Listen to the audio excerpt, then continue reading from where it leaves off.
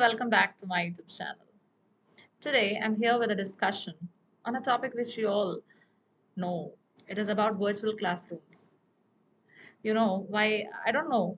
Most of you might be thinking why I'm going to deal or talk about the topic virtual classrooms right away. We have been going through a lot of situations where we got adopted to online classrooms. Then we were adopted to hybrid learning, and virtual classrooms are prominent these days. And now, and why I'm going to discuss it as a new topic to in front of you all. It's not a kind of new topic. It's a topic of importance or relevance in the coming future because these days we are often practicing it on a day-to-day basis. Why? Because we were thrown into, or we were mostly made to use such electronic gadgets and all those materials which we were not uh, familiar with during the initial days of COVID, when the COVID-19 outbreak came, what happened in our society? Most of the teachers who are handling higher educational institutions or teaching in higher educational institutions, most of them they were not knowing how to access internet or how to use computer or devices such that. So all of a sudden they were thrown into a situation where they are forced to use such kind of electronic gadgets. So, what will happen in the coming future?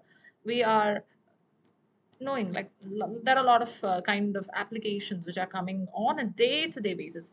Daily, new apps are coming from different sources, and these days, even individual people they create their own apps, and that makes our duty very easy because when they are implementing such apps, which is very good for teachers like us in the coming future. We can use all those apps as an English teacher or as a student who is practicing English education, or in the future, there is a possibility that I will help students learning English or something. I'll help them to learn. I'll help students to learn English in any ways. I don't know in whichever way, but in whichever ways, as an individual or as a citizen or as a person, I can easily help students using such free apps. There are a lot of free apps available. At the same time, there are a lot of other apps too available.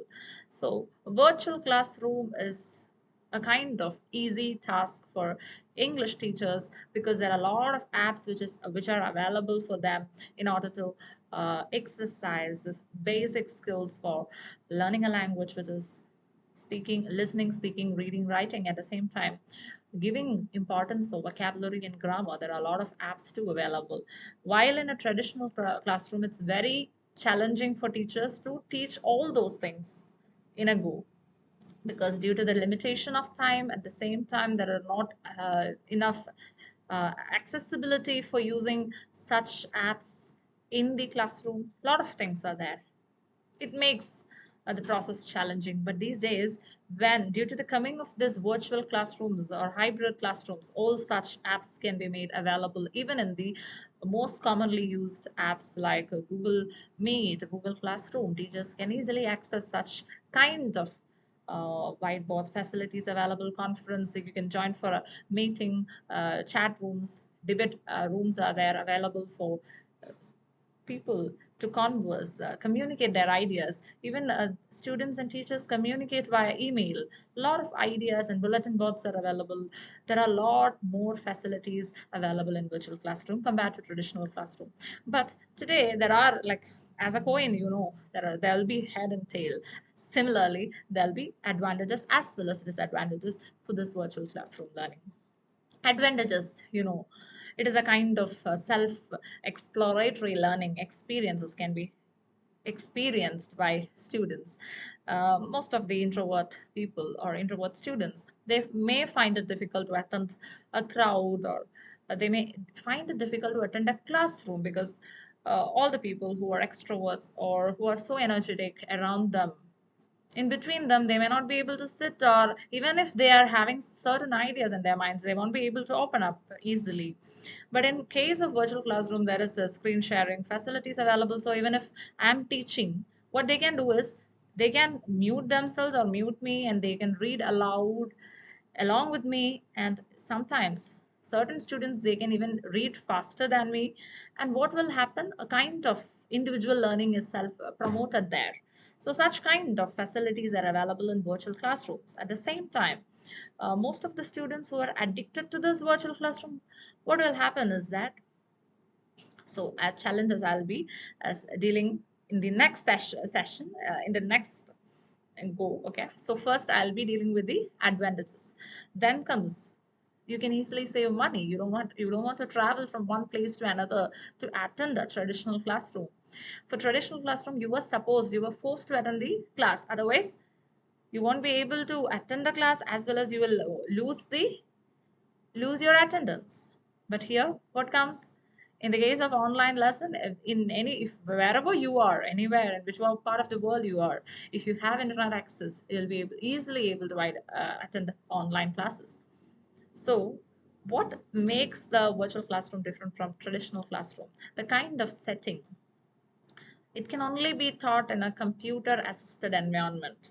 Only if you have internet or computer facility or laptop facility available, only you'll be able to take as well as listen or learn through virtual mode classroom.